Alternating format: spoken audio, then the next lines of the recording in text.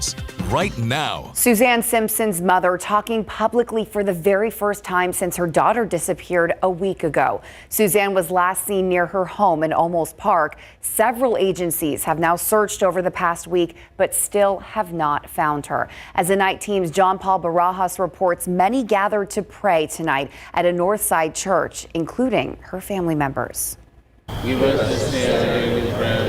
Family, friends, and strangers gathered to pray for Suzanne Clark Simpson. She was last seen last Sunday. At this time for loved ones, leaning on their faith seems like the only thing they can do. I just don't understand. I don't understand why it happened. It wasn't part of their life. Suzanne's mom, Barbara Clark, says she spoke to her daughter 1 hour before she was last seen. She called me up and told me the things that Brad had done to her physically. Well, I came up with an alternative plan for her and hoped that she'd move in with me. I never got to tell her the plan. Clark explained Suzanne told her her husband Brad had hurt her arm and back around 9 p.m. According to an arrest affidavit, around 10 or 11 p.m., a neighbor then saw the Simpsons fighting outside their Olmos Park home and later heard screams from the wooded area nearby. Do you think that Brad's responsible for her disappearance?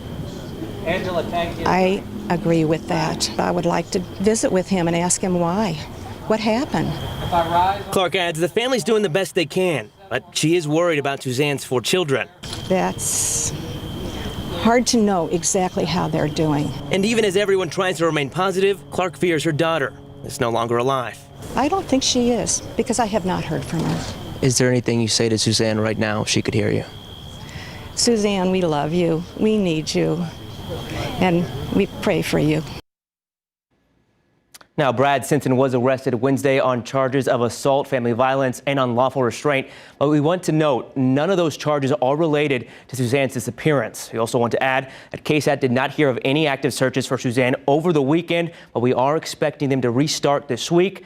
So far, investigators have gone through the Simpsons' home, their neighborhood, and a field next to a shopping center in Bernie. That is about a mile away from where Brad was arrested. John Paul Barajas, KSAT 12 News. Thank you, John Paul. We want to add that Olmos Park police are asking for the public's help to still find Suzanne. If you know something, say something. These are 3 phone numbers you can use to call the Olmos Park Police Department. You can use their contact information and stay in the loop on the search for Suzanne Simpson. It's all on our website, ksat.com. A traffic alert we want to put on your radar. The turnaround road on I-35 Access Road in Rittiman is closing tomorrow and will stay closed until November 4th. TxDOT is shutting it down for construction as part of the I-35 Northeast expansion program. All right, in the meantime, let's head outside with live cam this Sunday night. Who's surprised at this point, right? It was another hotter than average weekend here in San Antonio and across South Central Texas. Clear skies in place. We had sunny skies out there this weekend as well. And when you combine that with dry air into the afternoon, that's what helped those high temperatures climb into the 90s here in San Antonio. Now, as we look ahead to our Monday, more of the same is in store. In fact, record challenging heat. We're going to start off in the mid 60s. High temperatures, though, climbing into the mid 90s by about 4 to 5 p.m. with plenty of sunshine. By the way, if that 96 degrees for a forecast high verifies, that actually would break the existing record high for the day of 95 that was set back in 2015. We're also going to be chasing records through Tuesday as those 90s continue. However, there is hope on the horizon. A cold front does look to work in late Tuesday and into Wednesday. That's going to allow high temperatures to fall into the 80s by the middle of the week. That continues for the back half of the work week as well as we start to see a touch more moisture work in by next weekend. Also, we will be monitoring for a few isolated rain chances to return to the forecast. We're going to time out all those details and get you a look at what we actually saw out there today when it comes to our daytime high here in San Antonio coming up a little bit later on. All right. Thank you, Leah. A handful of moms who lost their kids to fentanyl poisoning created an enormous movement leading to this. Tonight, a long line of local, state, and federal leaders vowing to do their part in stopping fentanyl poisoning. I have been lucky enough to get to know these moms over the past couple of years and was honored to MC the Fentanyl Awareness Walk that pays respect to their children and brings hope for advocacy.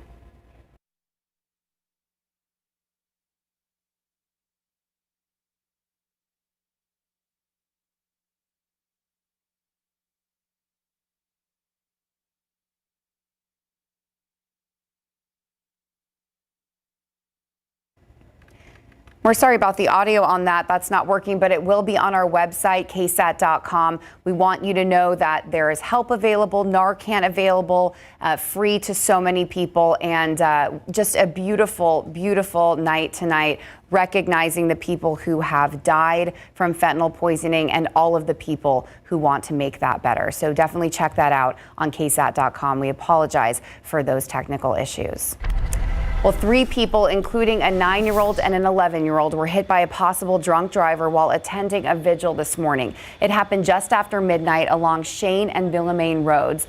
Investigators say a family was gathered for a vigil for someone that died in an accident a few years ago when a driver missed a turn and ran over the feet of those 2 children and hit a woman in the process. Luckily, everyone had non-life-threatening injuries, but police are investigating if that driver was under the influence. Vice President Kamala Harris and former President Donald Trump on the campaign trail this weekend, visiting several crucial swing states. The latest ABC News Ipsos poll shows an extremely close race and is also providing some insight into how voters feel about several key issues, including the economy, immigration, and abortion. Here's ABC's Allison Cossack with the details.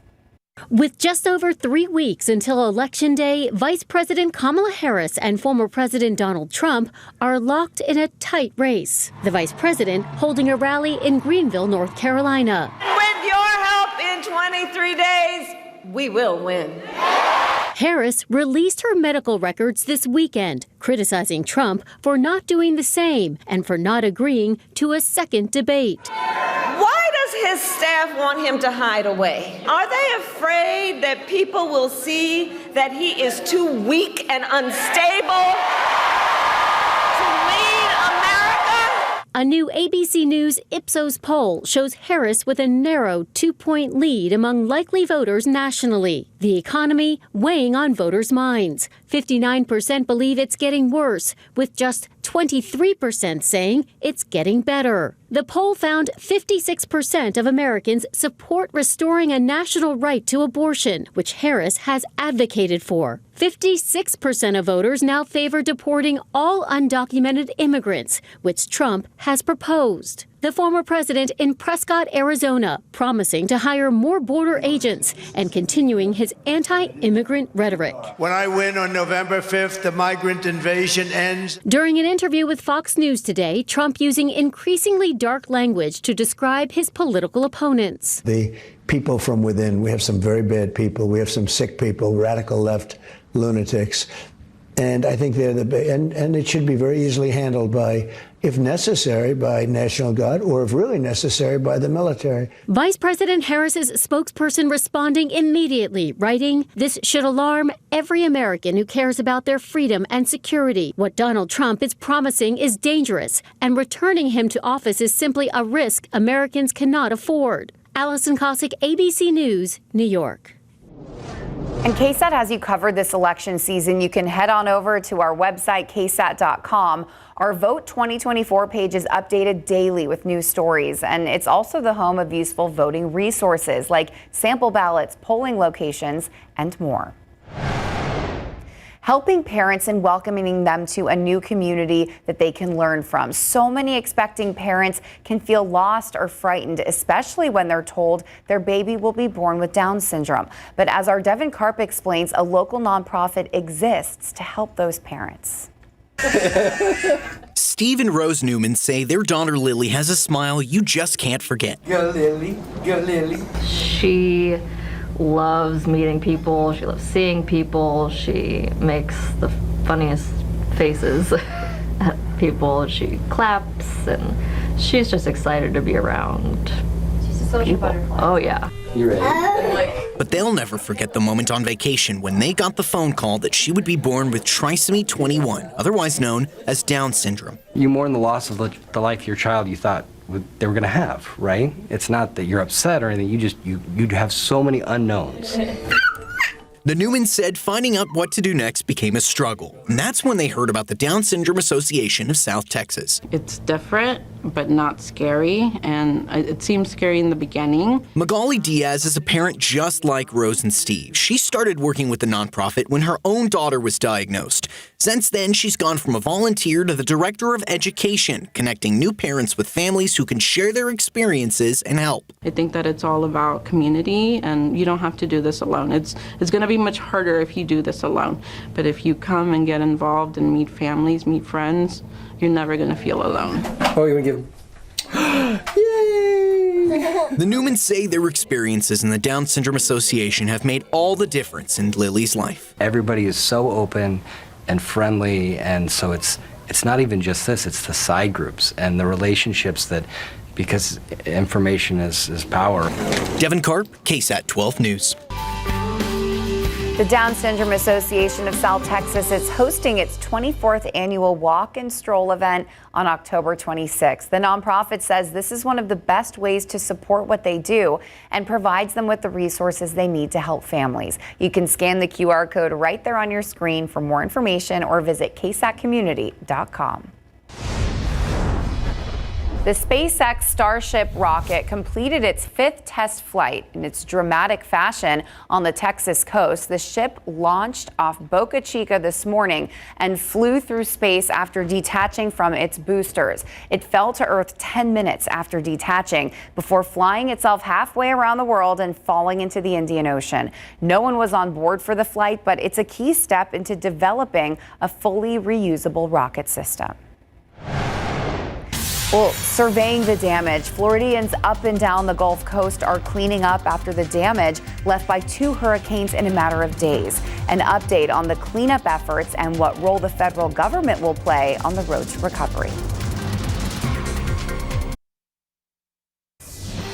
All right, we got the story queued back up for you. Let's try it out. A handful of moms who lost their kids to fentanyl poisoning created an enormous movement leading to this. Tonight, a long line of local, state, and federal leaders vowing to do their part in stopping fentanyl poisoning. I have been lucky enough to get to know these moms over the past couple of years and was honored to MC the Fentanyl Awareness Walk that pays respect to their kids and brings hope for advocacy. 2 years ago, on June 11th, 2022, I lost my youngest son, Cody, to illicit fentanyl poisoning. He was a beautiful young man. This is what I'm going to do. I'm going to be Jake's voice. This is my nephew, Ryan Matthew Garcia Jr. He's 17, forever 17, and he was poisoned with fentanyl. He thought he was taking a Percocet, but it was laced with fentanyl. These families have taken the bravest step, sharing their pain and anger. And it didn't take long for all these leaders from near and far to hear their call. These women have lost loved ones within the year that they put this together last year. It is unfathomable to think of that amount of grief and pain and turning it into this. Last year, several of the moms organized the first ever fentanyl awareness walk called Souls Walking for Souls. Hundreds showed up, and the leaders who jumped on board from the start were there again this year. Governor Greg Abbott offering a call to action. You all know about fentanyl. Far many more Texans do not know about it. We have a tall task ahead of us to educate all Texans across the state, and if we are able to do that, we're going to be far more successful in eliminating deaths. I want to thank State Representative John Lujan. It doesn't care if you're Republican or Democrat.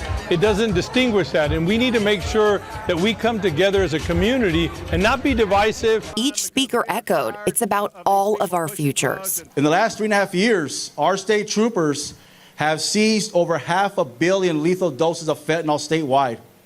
That's enough to kill every man, woman, and child in America. We already have one tool, naloxone, brand name Narcan, which reverses the effects of fentanyl or other opioids. But to save lives, we have to carry it, and we have to know how to use it. So there was a demo. Lay them on their back. All you got to do is take this, stick it in their nose, and press that red button. The evening's goals met. A bold message, a loving plea, and yes, a ray of hope, spurred by this sense of community. A beautiful event. Narcan is available for free in so many places. One way is through UT Health San Antonio's nursing school, but you can even email or call these angel moms through the Souls Walking for Souls website, and and they can personally deliver it to you. Yeah, it was such a beautiful event, Mia, but it was definitely hot out there. I'm not gonna lie. It was very toasty. Did you at least notice maybe less humidity? I mean, I was out there for a while. A little bit? Okay, maybe a little bit, but that means it felt like the temperatures were a little hotter, but it was less thick. Less thick, yes, not nearly as oppressive. But the dry air on the flip side of things, while it means that we don't have to deal with the heat index value or anything like that into the afternoons, that combined with all of the sunshine in place really helps those daytime highs crank up, which is why high temperatures were in the mid-90s for a good chunk of south central Texas. 96 degrees was our official daytime high here in San Antonio this afternoon. Not only is that 13 degrees above the average for this time of year, the average high is 83, but it was 1 degree shy of the record, 97, that was set back in 1991. And take a look at high temperatures across the region. 98 out east in Gonzales. Del Rio was just 1 degree shy of the 100 degree mark. That actually breaks the record of 97 that was set back in 1910. So Del Rio did break a record today, and it's possible here in San Antonio that we break a record as we look ahead to our Monday. Mid-90s still in the forecast over the next 48 hours. However, there's that hope on the horizon. We are expecting a cool front to move in late Tuesday and into Wednesday. In its wake, some more seasonable air returns. High temperatures more to the tune of the mid-80s, closer to where we should be for this time of year by the middle of the week, and that does stretch over into the weekend as well. That's also the time frame where we will be monitoring for a few isolated rain chances that could return to the forecast. So let's go ahead and time all of it out. Right now, you can see the entire state of Texas is quiet out there. That's all thanks to high pressure just off to our west, very much in control of our weather pattern here at home. That's going to break down a bit, though, as it does track eastward over the next couple of days. By Tuesday night and into Wednesday, it's going to leave just enough room for that weak frontal boundary to work its way into the state of Texas. The bulk of the cooler air is going to stay across the eastern half of the lower 48, but again, we see just enough to at least help those high temperatures come down into the mid-80s. A welcome change considering we have been dealing with 90s for a long time. We will start to see more humidity, though, work back in by Thursday and into Friday. And when you combine that added moisture with an area of low pressure approaching from the west, that's what will help us introduce just those isolated chances for rain back into the forecast. So for the most part, this week is still going to be dry and quiet. We just have a 10% chance for a very stray shower in the forecast on Thursday, a 20% potential in the forecast by Friday. And again, that does carry over into next weekend as well. Coverage is still going to be somewhat low. It's not going to be drought busting, but we definitely will take any rain that we can get. If you were curious, it has been 38 days, including today, that we have not seen any measurable rain here in San Antonio. We have not recorded any rain in the Alamo City so far for the month of October. The average amount of rain so far to October 13th is 1.41, so we are well below that. Of course, for this month, so far for the year, 21.3, which means that we're just under 5 inches below where we should be year to date. And that is reflected in the drought monitor. If you missed it, this is the update on Thursday. Unfortunately, severe drought has been expanded now farther off to the southeast and now encompasses the vast majority of San Antonio and Bexar County. So we'll see what we can find into this weekend. But in terms of your Monday, again, still dry and hot, especially into the afternoon. Mostly clear skies to kickstart the day, 66 degrees around 7 a.m. Already pushing 90 by the early afternoon around 1 p.m. 96 that forecast high temperature here in San Antonio. Back half of the 7-day looking a lot better than the first couple of days. We'll talk a little bit more in depth about it once again coming up in the next half hour. Plus, Courtney, we have been also talking about for the past several days the comet that you may be able to catch a glimpse of through Friday in the evenings. Some of our viewers did see the comet and sent in incredible KSAT Connect photos. You're not going to want to miss it. We're going to show it closer to 10:45. Wow, that's amazing. All right, can't wait to see those. Got to stay tuned for that. And also stay tuned for a preview of Instant Replay after the break. The Houston Texans are 5-1 and leading the AFC South by 2 games. The Dallas Cowboys, not so much, as they really took one on the chin today thanks to the Detroit Lions. Let's head to Larry Ramirez, that was rough. It was rough, and like Dak said during his postgame, it's time to look in the mirror. So Dallas is 0-3 at home this season, and they got blown out on owner Jerry Jones' 82nd birthday coming up tonight on Instant Replay. We just got to get better at doing our jobs. We feel like we're better than that. We got a bye week. Look in the mirror during the bye week. Look in the mirror. We obviously got hitting them out today, and it's terrible. Entering a bye week with a loss is never a good thing, and that's exactly what the Dallas Cowboys will have to deal with until they play again in 2 weeks. So are the boys hitting the panic button? I felt a big weight off my shoulders going out there with my brothers and going out there competing and obviously trying to do whatever we can to come out with the dub. So, I mean, that's a hell of a feeling. Running back Joe Mixon is back from a 3-game absence due to an ankle injury. Despite some rust, he topped 100 yards on the ground and he scored 2 touchdowns. He makes the Texans' offense much more complete. The press and everybody around outside the locker room might say, wow, this is such a complete defense. But everybody in the locker room knows that the offense gets after our butt a lot.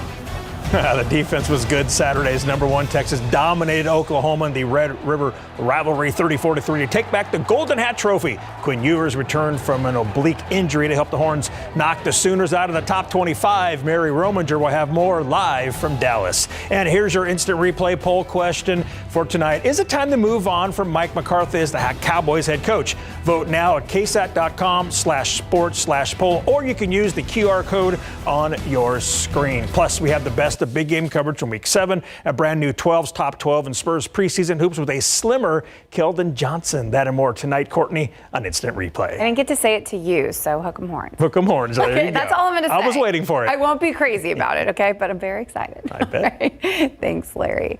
Okay, well, 2 bodies found on San Antonio trails in less than 10 days, both involving foul play. It's a red flag that some trail goers have noticed, so we went to Park Police to find out how they're trying to keep people safe.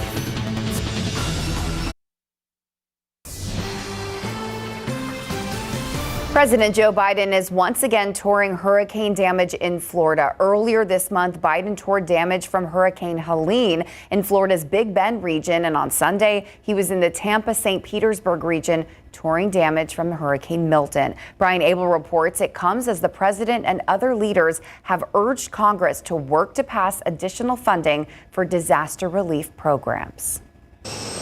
President Joe Biden making yet another trip to hurricane-damaged communities in Florida. I'm here in Florida for the second time in 2 weeks, and to survey the damage from another catastrophic storm, Hurricane Milton. Biden visited hard-hit St. Petersburg on Sunday and met with residents and first responders. It comes just 10 days after the president was in Florida's Big Bend region surveying the damage caused by Hurricane Helene. He encouraged those affected by the storms and saying it's time to put politics aside. In moments like this, we come together to take care of each other, not as Democrats or Republicans, but as Americans. Biden has frequently been in touch with Republican leaders, including the governor of Florida, Ron DeSantis. The visit comes as the president and other leaders urge Congress to pass additional funding for disaster relief programs. We need Congress to act swiftly to fund FEMA and specifically its disaster relief fund because hurricane season is not over. Biden also announced a major funding to help those impacted by the storms. Today, I'm proud to announce $612 million to 6 new cutting-edge projects to support communities impacted by Hurricane Helene and Milton. That funding will be used to help enhance and upgrade the nation's power grid. Nearly 1 million people across Florida still remain without power. Brian Abel reporting. Just incredible video coming out of the Sunshine State in the aftermath of Hurricane Milton. Again, making landfall near Sarasota, Florida's Gulf coastline last Wednesday, I believe, is a powerful Category 3 hurricane. Yesterday, when we looked at the power outages that were still left in Milton's wake, this number was over 1 million, but it has drastically improved tonight. Still a lot of customers in the dark, 470,000 estimated without power hour, but at least weather is quiet for the Sunshine State. That will continue over the next several days. Good news for all of those crews headed out there as they continue to get the lights back on. Now, in other tropical news, there is a disturbance out in the eastern Atlantic that the National Hurricane Center is monitoring, giving it a 40% chance, medium chance for development over the next 7 days as it does track westward close to the Caribbean. As of right now, this does not look to be a concern for us here in South Central Texas, but of course we will continue to monitor it. Hurricane season officially running through November 30th. By the way, the next name on the list is Nadine. Back here at home, it has been the opposite story. Clear skies in place, toasty afternoon temperatures. Right now we're in the 70s as well as a few 80s out there. Kerrville, though, already checking in the upper 60s. We'll get you another look at that record challenging warmth over the next 48 hours, but at least better news when it comes to more seasonable daytime highs coming up a little bit later on. All right, thank you so much, Mia. 2 bodies have been found on separate trailheads in different incidents in recent weeks. Stacey Dromigo was found dead back on September 23rd near a trail on the east side. Police say the 63-year-old died from blunt force trauma to her head, and they're investigating it as a homicide. Then last weekend, San Antonio Park Police found another body on a different north side trail. Foul play is suspected in that death, too. But since that initial event, we've talked to lots of people on the trails, many worried about safety. So I went out to McAllister Park this week to ride along with Park Police Lieutenant Juan de la Peña, seeing what they do every day and how they look for and handle crime. If you were patrolling right now, what are you looking for? We're looking for anything that's not where it should be. A lot of times that may be an encampment. A lot of times that may be somebody starting a fire. But if it's areas that are kind of hidden, we also have the smaller four-wheel drive smaller vehicles, the ATVs. We have bridges here. Same thing we're looking for in the wooded areas. Any kind of development, anything that doesn't seem right. Someone has a medical emergency. So each patrol officer has a specific part of the trail? Correct. Okay. All around the city, and then the inner city and the west side creeks. So. And each officer typically patrols something similar so they know the area? Exactly, okay. Yes. And you oversee all of this? Yes, I'm the commander for the ATV section for Park Police. And so that job is determining where patrol officers need to be and how many? Where we need to dedicate our directed patrols to. We do what's called crime mapping. I find out what areas are kind of hotspots for what type of activity, and then we give the appropriate type of response to that activity. And a lot of times it may be putting more officers there, but a lot of times it may be bringing in our specialized units to kind of assist us with that. Hey guys. Yeah, this is the second round of trail stewards we've seen. Yeah. So if they see something that seems strange, they can call it in and you can go check it out. Exactly. Okay. And that's a nice thing to have. And so when people hear that there are 2 separate incidents on local trails where bodies were found, possible criminal activity, that makes them scared. What should people know about what Park Police are doing about that? We incorporate that into the target mapping, and we start having more directed patrol in this area, which means more officer presence and more specific patrol into the nature of whatever the situation may be, whether it be closer into the wooded areas versus just patrolling the trails. You're not taking one officer from one location and switching it. You're adding officers on. Correct. Okay. That would be counterproductive. We can't, at the expense of moving someone, we can't leave another area exposed. Good. So what we do is we rely heavily on our secondary units. Lieutenant De La Peña says the crime they see is mostly property crimes, a lot of that happening in the parking lot, so they patrol those areas too. There's also a curfew at sundown to deter crime when it's dark and to avoid wildlife that can come out at night. And lastly, his main plea to you, if you ever see something suspicious, call it in. It could save someone's life. That non-emergency number is 210-207-7273. A Westside restaurant cited for letting meat thaw in a bucket. On this week's Behind the Kitchen Door, we're taking you around 3 spots.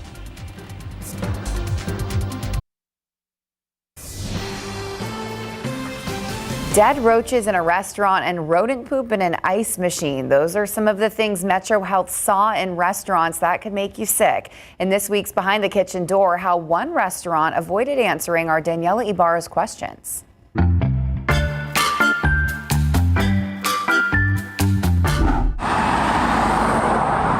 west side, the parking lot of Campos Los Dos Hermanos is packed with people. Inside, health inspectors found the restaurant filled with violations. An employee checked the temperature of salsa by dipping their finger into it. Food temperatures are among several issues that earned the restaurant its lowest score in years. It's a 69, it's a score that people should know about. Of course. Have you guys resolved any of the issues that health inspectors brought up? Yes, we have. How? It was just a temperature that was just a little low on one of the refrigerators, and they bumped it up or down. Well, you say it's just a temperature, but I mean, there's a couple other issues on here. Like it says raw chicken thawing in the same bucket as raw beef. There's mold in the ice machine. I mean, that sounds like it's more than just refrigerator I don't work issues. here, so I don't know what. This same guy who claims to not work here, I'm Danielle Ibarra. I'm with Behind the Kitchen Door for KSAT. Greeted us from behind the counter and then went into the kitchen. Downtown at Oasis Cafe, inspectors found 5 repeat violations. Live pests were on the wall near a mop sink, and a few dead ones were found at spots around the restaurant. And a few blocks away on Main Plaza is La Mexicana. Inside the ice machine, inspectors found rodent poop. That's what's behind the kitchen door. I'm Danielle Ibarra.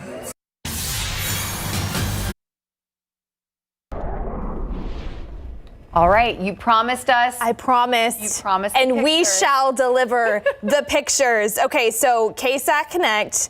Yes. Go visit it, ksat.com/connect if you want to see more of this absolutely stunning photo sent in, not just from the San Antonio area, all across South Central Texas. This one, 5 miles west of Sabinal, so near Canipa.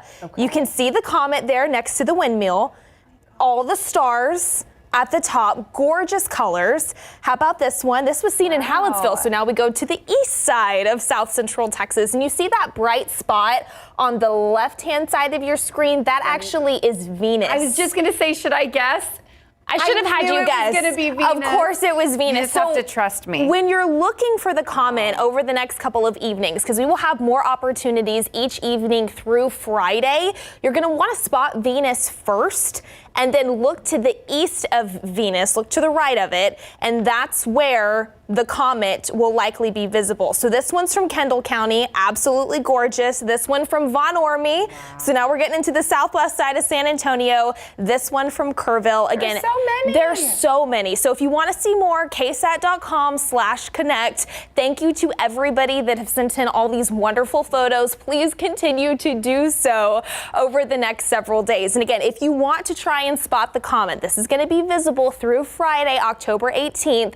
Look west, find Venus, which looks like a bright star. Look just to the right of Venus, and really each evening, the comet's going to appear a little bit higher in the sky. The time frame that you're going to want to do this, about 40 minutes after sunset. Sunset tomorrow is 7:04 p.m., so the best window of opportunity is around 7:40 to 8 p.m., just above the horizon, only seen at dusk. You can use binoculars if you want to try and help spot this, and of course the best area, the better chances you will have at finding the comet will be in areas away from city lights. Don't want all of that light pollution around you. Very similar last week, we saw the aurora borealis for the second time this year on Thursday. So we've just had some really cool things happening in the South Central Texas sky. And again, please continue to submit your photos on KSAT Connect. This has been the highlight of my day. Absolutely incredible.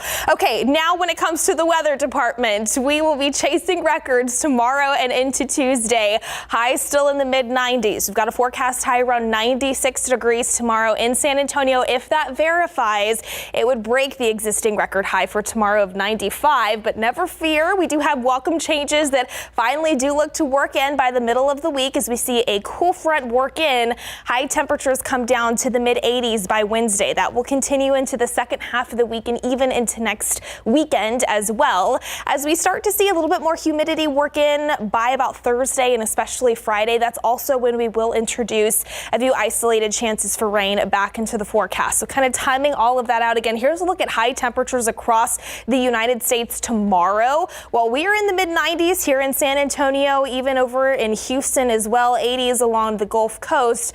Check out the Great Lakes region stretching down to the Ohio and Tennessee River Valley. High temperatures in the 50s and 60s. That is all behind this cool front that's going to make its way farther off to the south over the next couple of days. Again, the bulk of the colder air is going to stay east of our area, but I think on the far western edge is when we'll start to see that front work through late Tuesday and into Wednesday, and at least that will help our afternoon temperatures fall into the mid-80s, closer to the average. If you are curious about mornings, yes, they will be a touch cooler, but not necessarily chilly just yet. As of right now, low temperatures right around 60 degrees are expected here in San Antonio by Wednesday and into Thursday. Sure, a little bit cooler, of course, as you get up into the higher elevations of the hill country. So here's tomorrow by 7 a.m. stepping out for the morning commute around 66 degrees here in San Antonio, 63 in Gonzales, 62 off to our south in Pleasanton. Like today, once the sun comes up, we will see plenty of it throughout our Monday. 87 expected for any lunchtime plans around noon. There's that high temperature pointed right around 96 degrees here in town. 94 on Tuesday. If that verifies, it'll be 1 degree shy of the record of 95. Also plenty of sunshine there as well. That will continue into Wednesday, but we'll start to see that front work in. Temperatures a little bit cooler and more pleasant, mid-80s all the way into next weekend. And it also is very nice to see those isolated chances for rain. Again, coverage is still going to be low, so don't get your hopes up too terribly much, but at least it's something to monitor. Yeah, and those morning temperatures, yes, not bad. Not bad at all. See, I complained a little, and now I'm excited. Thank you. Okay, love it. Love it. Okay, the weekend box office battle came down to a pair of killer clowns. Yeah. I don't know about that. I'm not in for either of those. Who's scared up the most dough? David Daniel has the latest box office estimates next on the Nightbeat. I'm so out on the clowns. Like, everybody loves music, but I'm realizing I had a different kind of relationship with it. Piece by Piece, the Pharrell Williams Lego biopic debuted in 5th place with $3.8 million. Beetlejuice fell to 4th, but just over $7 million gave it a domestic total of $276 million. After a dismal debut, Joker Folie à Deux took 3rd place with $7.1 million, a second weekend drop of 81%. The Wild Robot held on to 2nd place, earning $13.4 million. It's at $84 million domestic. Why would he come back here? Even if he was alive, which he isn't. Wouldn't you want to get as far away from here as possible, as far away from you? Another killer clown replaces Joker at the top. Art the Clown returns in Terrifier 3, which made $18.2 million to debut number 1. In Hollywood, I'm David Daniel. Yep, still out on the clowns. All right, the San Antonio Spurs are 2-1 this preseason and have 2 more exhibition games left before the regular season starts October 24th at the Dallas Mavericks. For a preview of what's on Instant Replay tonight, here's Larry Ramirez. And we've only had a little taste of CP3 lobbing the ball to Wemby for a slam dunk. That is going to be exciting. 25-year-old Keldon Johnson is the longest tenured player on the Spurs roster, coming up tonight on Instant Replay. Chris Paul gets that rebound. His head immediately goes up. We'll see who's up court. And right there is Johnson again. That's how he's going to make everybody better. He just gives you the ball in space where you can do something with it. The Spurs preseason has given us a chance to look at what Chris Paul can do for the silver and black, and it's also given us a chance to see what a more fit and experienced Keldon Johnson can do in his 6th season with the Spurs. Yeah, we at this. Come on. Over the last few weeks, we've seen what that UIW offense can do, but you can't ignore the Cardinals defense either. We'll show you how UIW made our Ancira Chrysler Jeep Dodge Ram play of the week. All that, plus the Texans get their running game back, and UT now gets ready for one of their toughest tests this season with number 5 Georgia, and that's going down live on KSAT 12 this coming Saturday. Instant Replay starts tonight at 11. Yeah, I'm a little nervous. That's you know, gonna, I don't get too cocky. Like, I get excited. That's going to be a good one. Really excited, but I'm nervous. All right. Thanks, Larry. We'll be right back. Well, that is all we've got for you on the news side. For all of us here at KSAT, thank you so much for watching. Tune into GMSA for all your overnight news, and all new Instant Replay starts right now.